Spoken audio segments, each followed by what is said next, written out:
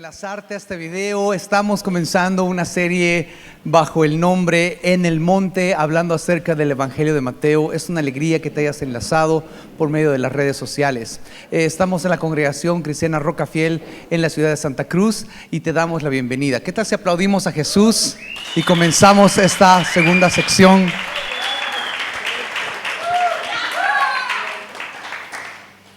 En el primer tema hablamos acerca del panorama bíblico de Mateo, de cómo está partida las secciones, la introducción, las 5 etapas de Mateo, las enseñanzas puntuales que tiene y cómo Mateo plasma a Jesús como algo mayor que Moisés por las cosas que muestra en su evangelio. Y hablamos acerca de la importancia de Jesús como persona. El Dios invisible se hace visible a nosotros. Eso es el evangelio de Mateo y los 4 evangelios, los cuales vamos a estar acoplando en todo esto. Vamos a comenzar con el primer capítulo, Mateo capítulo 1, versículo 1 al versículo 17. En esta sección básicamente habla acerca de la genealogía de Jesús. Di conmigo, mentir es pecado. ¿Cuántos como yo que cuando han llegado a lugares de genealogía se lo han saltado? Simplemente porque dice que fulano engendró a Mengano, Mengano a Sutano, Sutano a Perengano. ¡Ay, qué flojera! ¿Cuántos como yo?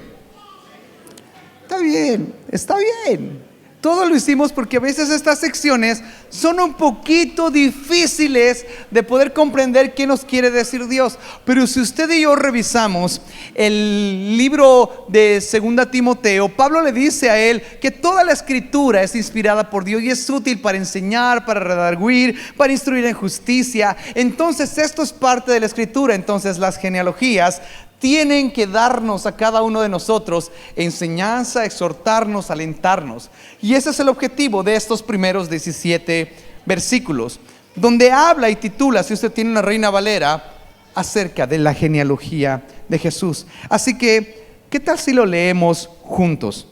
Mateo capítulo 1, versículo 1 en adelante. La Biblia comienza diciendo esto: libro de la genealogía de Jesucristo, hijo de David, hijo de Abraham. Cuando yo les hablaba del examen del CMYK, hablaba acerca de que Mateo muestra una de las facetas o una característica de Jesús, que le interesaba a Mateo mostrar a Jesús como rey. Y aquí está una prueba en el primer versículo. Dice: Jesucristo, hijo de David. Sí, David el rey. Es descendiente directo de él, es más, directamente de Abraham. Así que de él les voy a hablar. Eso es lo que está hablando. Jesús es del linaje de David, no es simplemente heredero. Es más, es el Mesías, Mesías rey. Lea conmigo el versículo 2. 2, 3.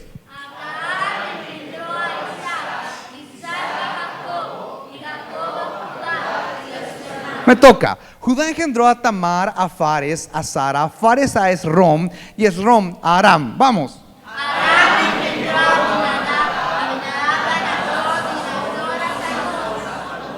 Salmón engendró a Rab, de Rab a Boz, Boz engendró de Rud a Obed y Obed a Isaí. 6.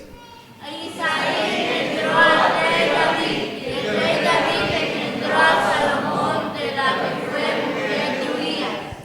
Salomón engendró a Roboam, Roboam a Abías y Abías a Asa. 8.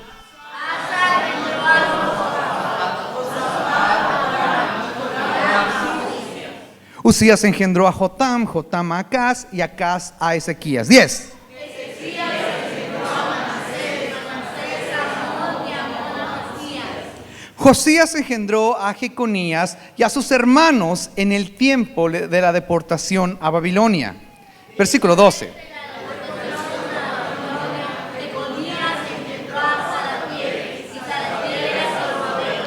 Zorobabel engendró a Abiú, Abiú a Eliakim y Eliakim a Azor. Azor engendró a Sadoc, Sadoc a Akim, Akim a Eliud. Eliud engendró a Eleazar, Eleazar a Matán, Matán a Jacob.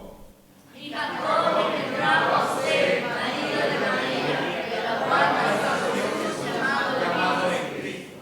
De manera que todas las generaciones desde Abraham hasta David son 14. Desde David hasta la deportación a Babilonia, 14. Y desde la deportación a Babilonia hasta Cristo, 14.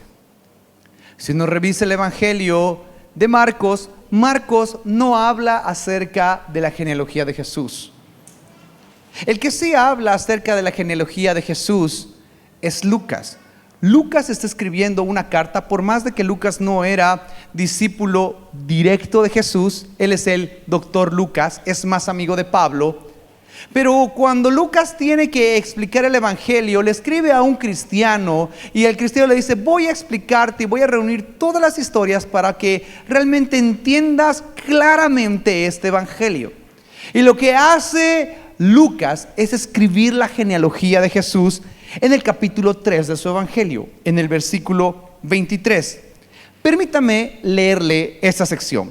La Biblia dice lo siguiente: Jesús mismo, al comenzar su ministerio, era como de 30 años, hijo, según se creía, de José, hijo de Elí, hijo de Matat, hijo de Leví, hijo de Melqui, hijo de Jana, hijo de José, hijo de Matatías, hijo de Amós, hijo de Raúm, hijo de Elsi, hijo de Nagai, hijo de Maat, hijo de Matatías, hijo de Simei, hijo de José, hijo de Judá, hijo de Joana, hijo de Resa, hijo de Zorobabel, hijo de Salatiel, hijo de Neri, hijo de Melqui, hijo de Adi, hijo de Cosam, hijo de Elmodanam, hijo de hijo de José, hijo de Eliezer, hijo de Jorim, hijo de Matat, hijo de Leví, hijo de Simeón, hijo de Judá, hijo de José, hijo de Jonán, hijo de Eliakim, hijo de Melea, hijo de Mainam, hijo de Matata. Qué buen nombre, ¿viste el nombre para tu próximo hijo? Matata. Hakuna Matata, ¿no? Hijo de Natán. 32.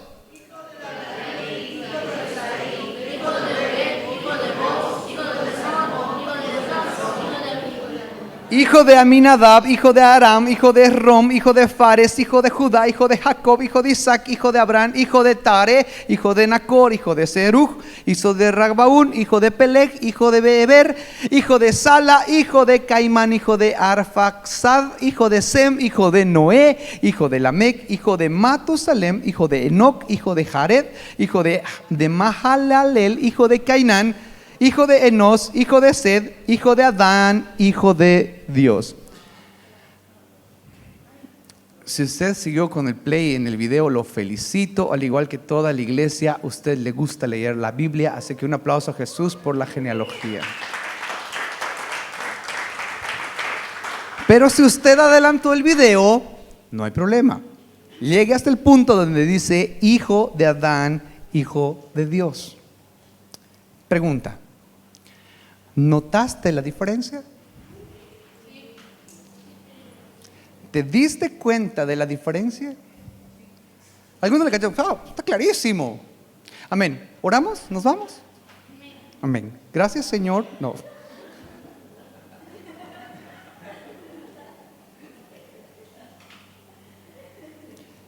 La diferencia a leguas de distancia es que las genealogías no se parecen.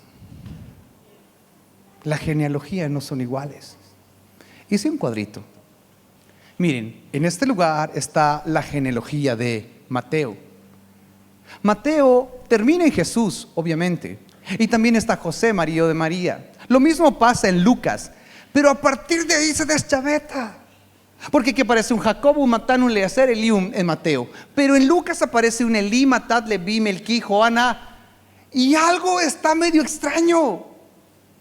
Porque lo correcto sería que las genealogías coincidan. Ahora, es interesante esta sección porque la pregunta que deberíamos respondernos es: ¿cómo puede ser que ambas genealogías sean distintas si es de una misma persona?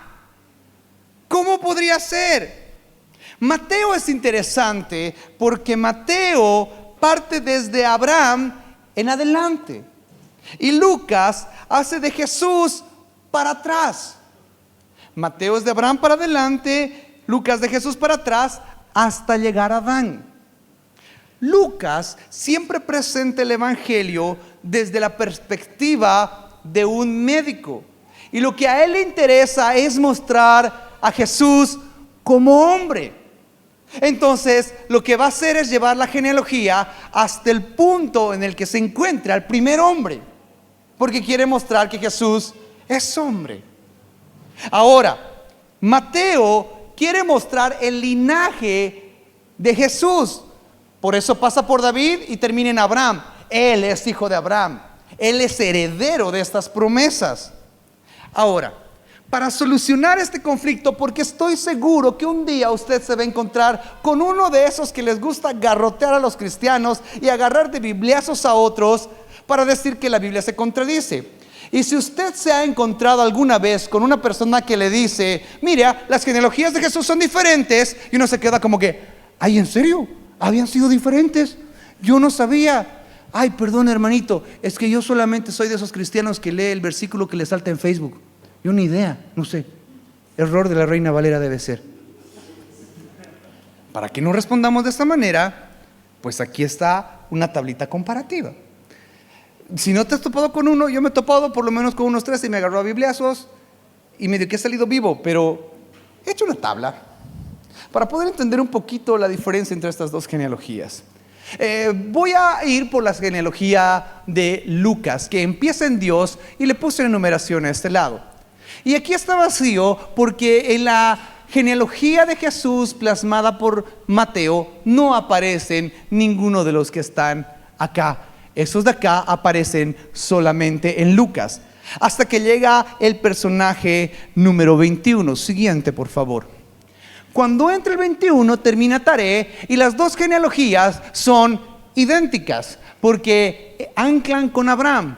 Y si uno avanza en la genealogía, son exactamente las mismas personas. Siguiente, hasta que llegamos al rey David, donde las genealogías se separan. Para Mateo es el número 14, pero para Lucas es el número 35. Ahora, Mateo es claro al decir David con Betsabé. ¿Alguien recuerda quién era Betsabé? La esposa de Urías. Betsabé era la otra. Tuvieron un bebé, pero el bebé Dios se lo quitó y les dio otro bebé, y ese bebé le pusieron de nombre Salomón. Pero era la otra porque la oficial tuvo otro hijo, que es Natán. Entonces las genealogías se dividen porque Mateo lo que sigue es la genealogía por el lado de Salomón, y lo que hace Lucas es seguir la genealogía por el lado de Natán. Es por eso que las dos genealogías son diferentes. Pero cuando uno va avanzando, empezando un poquito atrás, por favor, empezando en David, ahí empieza un tiempo que se llama el tiempo de reyes, porque hasta el 27 y hasta el 48, hasta Josías y hasta Eliezer, son reyes reconocidos por el pueblo de Israel hasta que fueron deportados a Babilonia. Después de que fueron deportados a Babilonia, el pueblo de Israel ya no tenía una jerarquía de rey, porque ya tenían que someterse a Babilonia, al rey Nabucodonosor. Entonces, a partir del 28 y el 49, ahora sí, siguiente, aparece una lista en el lado de Mateo que llega hasta Jesús, pero esta otra lista sigue más larga. No, uno más acá, gracias, excelente. Aquí cierre, dice José, marido de María, y su hijo es Jesús. Lo que aquí está diciendo es lo siguiente: yo tengo a mi esposa, y mi esposa, ella hace un pequeño trámite legal y adopta mi apellido. Mi esposa se llama Laura Jimena Paredes Suxo. Pero si ella hace ese trámite para poder adoptar el nombre, pues entonces ella será Laura Jimena Paredes de López Videla. En ese tiempo, lo que sucedía en el matrimonio era un proceso legal de adopción. Hasta el día de hoy es exactamente lo mismo. Por algo de mis suegros yo soy hijo político. Ellos me adoptaron, medio obligados, pero me adoptaron. son mis padres políticos. Entonces yo le digo mamá, papá, y ellos me aman como su hijo. Es un proceso de adopción. Lo que pasaba en el proceso legal es que se adoptaba al hijo, y lo mismo que pasa ahora que mi apellido puede opacar el segundo apellido de mi esposa, o en otros países quita todos los apellidos y todos tienen un solo apellido. Aquí se reconoce a la mujer, pero la mujer ya no se llama María, la mujer ahora se llama José, porque su esposo es José. Entonces, la genealogía de Mateo habla que Jacob, ahí había un Jacob que es el padre de María. Pero como María se casó con José, José adoptó a Jesús, entonces María es José. Y por eso dice, y José, marido de María, tuvo a Jesús. Mateo es la genealogía de María. Pero José viene por esta otra línea. Sigamos un poco. Siguiente. José termina con Elí, el abuelo de Jesús, José y Jesús el 77. Entonces, cuando usted se encuentre con una persona que dice la Biblia se contradice, la Biblia no se contradice. La Biblia detalla de una manera más eficiente. La Biblia detalla de una manera muchísimo más clara que Jesús es descendiente directo de David. Busca por su papá, llega hasta David. Busca por su mamá, llega hasta David. De David para atrás es igual. De David para acá es diferente. El que me ha entendido hasta aquí diga, te he entendido. Lo importante era demostrar que Jesús era descendiente directo de David. ¿Por qué? Porque estaba profetizado que así tenía que ser el Mesías. Por ejemplo, la referencia que hace el doctor Lucas cuando escribe el libro de Hechos en el capítulo 2, el versículo 29, hablando acerca de lo que Pedro habló cuando el Espíritu Santo vino sobre él, dice esto: varones hermanos, se os puede decir libremente del patriarca David, que murió y fue sepultado, y su sepulcro está con nosotros hasta el día de hoy. Pero siendo profeta y sabiendo con juramento, Dios le había jurado que de su descendencia, en cuanto a la carne, levantaría al Cristo para que se le sentase en su trono. El Mesías, el que está en el trono, tiene que tener una línea sanguínea que cierre en David. Y por papá y por mamá, en su genealogía, Jesús tiene esa línea. Romanos capítulo 1, versículo 13, dice esto acerca de su Hijo, nuestro Señor Jesucristo, que era del linaje de David, según la carne. ¿Por qué se esforzaban tanto en esto? Porque estaban demostrando que Jesús era el Mesías. Ahora, si usted se encuentra con una persona que le gusta contradecir lo que la Biblia dice, lo más seguro es que se encuentre con él o con ella y le diga, ¿y qué pasa con el dilema de los 14? Diga conmigo, dilema de los 14. Pero como la palabra dilema es fea, yo le he puesto detalle de los 14. Porque hay un detalle en la genealogía de Jesús que es el detalle de los 14. Porque cuando se explicó la separación que habla Mateo acerca de la genealogía de Jesús, puso una numeración. Y eso es muy importante. Porque en Mateo capítulo 1, versículo 17, en el último versículo que conlleva nuestro estudio de esta noche, dice: de manera que todas las generaciones desde Abraham hasta David son 14. Desde David hasta la deportación a Babilonia, 14. Y desde la deportación a Babilonia hasta Cristo son 14. Entonces, para que se cumpla esto, nosotros deberíamos contar y llegar a un número: 14, 14, 14. Pregunto hoy al salón: ¿cuánto es 14 más 14 más 14? Pónganse de acuerdo. 42. Pero si empezamos a contar, los nombres que dan no son 42. Siguiente. Aquí tengo algo que es muy importante. ¿Por qué levanta el número 14? ¿Por qué hace una división del 14? Los judíos aman los números. Los judíos aman las cuentas. Los números para los judíos son sumamente importantes. Sumamente importantes. ¿Por qué cree que a todos los judíos les va bien en los negocios? Porque para ellos es importante eso. Es tan importante que ellos tienen numeradas todas las letras de su alfabeto. Es tan fuerte lo que está haciendo Mateo, chequen eso, es tan fuerte y tan profundo en su estudio Mateo, que dice, quiero que revisen el número 14. Él quiere mostrar a Jesús como rey, como descendiente de David. Y si uno revisa cómo se escribe David en hebreo, es de esta la manera. Se escribe solamente representando la letra D, la letra V y la letra D, solo que tiene algo en la parte de abajo para mostrar que es la segunda D. Así es como se escribe David.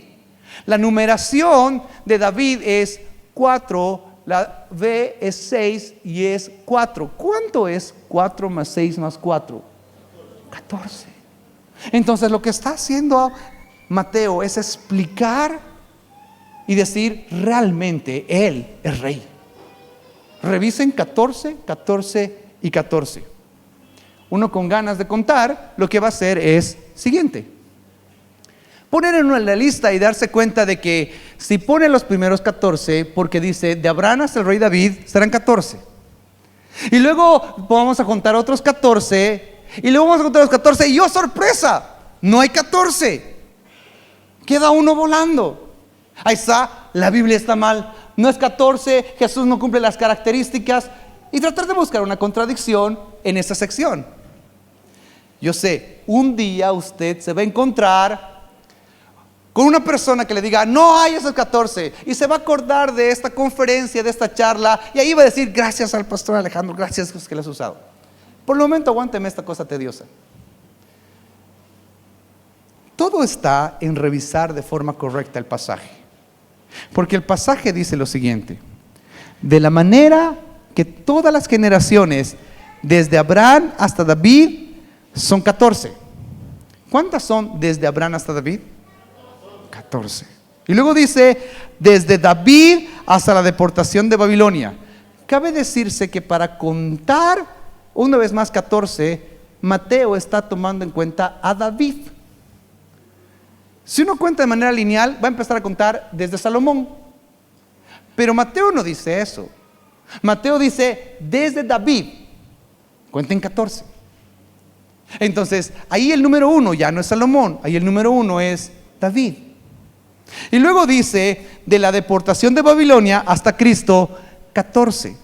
Ahora, entonces el conteo sería así: de Abraham al rey David 14, del rey David hasta Josías 14. ¿Y por qué no ponemos a Josías en el primer número y ponemos a Jeconías? Porque cuando Mateo habla acerca de la deportación, no está hablando de una persona, está hablando de un evento. Y Jeconías fue el último rey hasta la deportación de Babilonia. Y cuando empezó la deportación de Babilonia, ya no había linaje de rey. Entonces hay que contar desde la persona que ya no es rey. Y si se pone a Jeconías como número 1, pues efectivamente el número 14 va a ser Jesús, llamado el Cristo. Ok, pastor, ha estado diciendo nombres todita la noche. ¿Y qué aprendemos de esto? Porque creo que el objetivo es entender algo del Evangelio en cada lugar. Y la Biblia dice que toda la Escritura es útil para enseñar, para redarguir y para animar. ¿Cómo la Biblia puede enseñarnos algo de esto? Yo encuentro 3 cosas que la Biblia puede hacer con nosotros, con las genealogías. 3. Y es más, creo que esto se puede aplicar en muchas otras genealogías. La primera de esto es que cuando uno revisa detalladamente este tipo de detalles, ¿existe eso?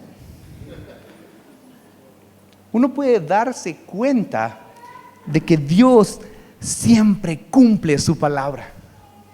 Dios nunca va a mentir. Porque lo que hizo Dios en un principio al comenzar la Biblia en Génesis capítulo 12 en el versículo 3 fue prometer por medio de su palabra que Él bendeciría a todos los que bendijeran, y a los que le maldijeran maldeciría, y serán benditas en ti todas las familias de la tierra. Era para Abraham esta palabra: te voy a bendecir a tal nivel de que todos serán benditos a causa de tu generación. Algo tenía que hacer Dios para que todos recibamos esa bendición.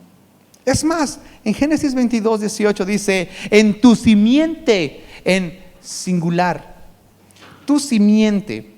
No dice en tus simientes, en todos tus hijos, dice en uno de ellos, tu simiente, serán benditas todas las naciones de la tierra, por cuanto obedeciste a mi voz. La promesa en la palabra de Dios, Isaías capítulo 11 versículo 1: saldrá de una vara del tronco de Isaí un vástago que retoñarán sus raíces. Iglesia, Dios siempre cumple sus promesas, y aquí está una prueba. Al revisar Mateo capítulo 1, los primeros 17 versículos, nos está gritando a voces que lo que Dios promete, Dios lo cumple.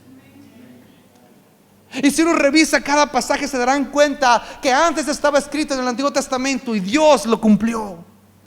¿Cuántas cosas Dios ha hablado acerca de ti? Y tal vez actualmente no estamos viendo realizado. ¿Cuántas cosas el Señor ha hablado sobre tu familia? Y tal vez vemos a nuestra familia y aún no lo vemos realizado. Ministerios que Dios ha hablado sobre ti y aún estamos medio truncados y vemos, no vemos la respuesta de Dios. Tengo un mensaje muy sencillo: tranquilo, Dios siempre cumple lo que promete, y su palabra es fiel, es veraz, y Dios va a cumplir la palabra que ha derramado sobre ti, sobre tu familia, sobre tu ministerio. ¿Algún amén?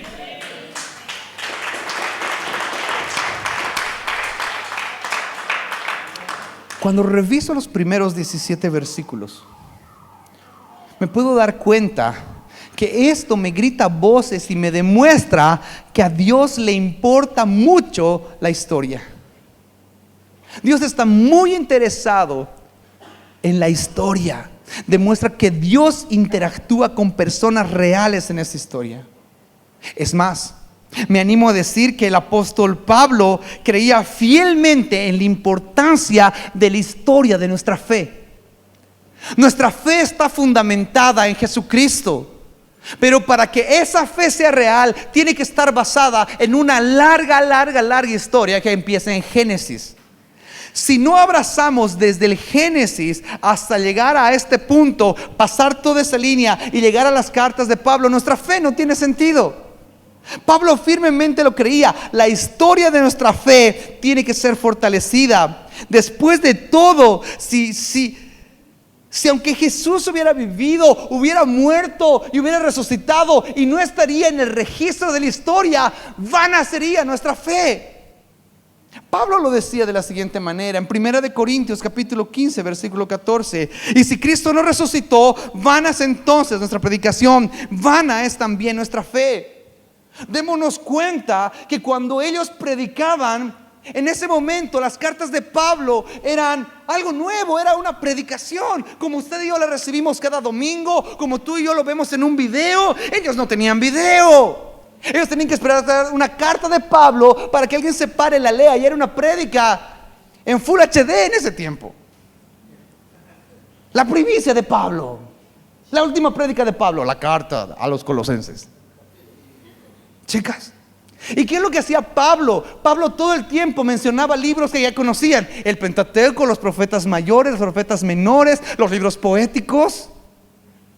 Y él dice eso: es tan importante la historia que toda la historia apunta a una sola persona, Jesús. A Dios le interesa la historia. Y es más, quiero plasmarlo así: a Dios le interesa tu historia. A Dios le interesa nuestra vida. ¿Saben? La genealogía documenta historia real y se puede demostrar de que la Biblia está arraigada en la historia y que nuestra fe tiene un fundamento. Porque si no tuviera un fundamento, entonces vana sería la fe. Toda nuestra fe puede ser demostrada por la historia. Tercera cosa que encuentro al revisar la genealogía de Jesús: esta genealogía demuestra que Dios puede usar a las personas imperfectas para sus enormes propósitos. Dios ha usado a personas imperfectas para que sus propósitos se cumplan. ¿Recuerdan que en el versículo 3 de Mateo capítulo 1 sale el nombre de una mujer? ¿Qué es esta? Siguiente, Tamar. ¿Alguien recuerda quién es Tamar? La nuera del patriarca Judá. ¿Alguien se acuerda qué hizo Tamar? Se disfrazó de prostituta porque Judá no le quería dar a su tercer hijo, porque él tenía miedo de que su hijo lo mate. Y ella se disfrazó de prostituta y se unió a su suegro y quedó embarazada de su suegro. Y ella está en la historia, sí, ella está en la historia de Jesús. También está una mujer llamada Rahab. ¿Alguien se acuerda quién era Rahab? La prostituta de Jericó. ¿Alguien recuerda a Ruth? Pastor, ¿qué problema tiene con Ruth? Bueno, ningún problema, pero la Biblia dice que era moabita. Y si uno revisa la ley para el pueblo de Israel, los moabitas eran rechazados. Una rechazada en su genealogía.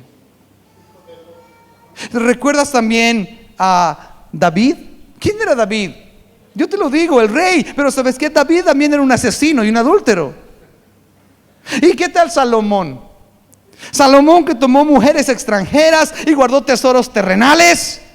Es más, siguiente. De hecho, todos los que están en la genealogía tienen algo que apuntarle y decirle: ese no, ese no, ese no, ese no. Pero sabes una cosa, Dios le hace parte de su propósito por más que no lo merecen. Si tuviéramos que hacer eso, tranquilamente podría pararse una persona perfecta en este lugar y poder decir: aquel no, aquel no, aquel no, no, aquel no, la verdad es que no. Y a todos nos apuntaríamos: no. Pero a Dios le place usar gente imperfecta para mostrar la perfección de su plan.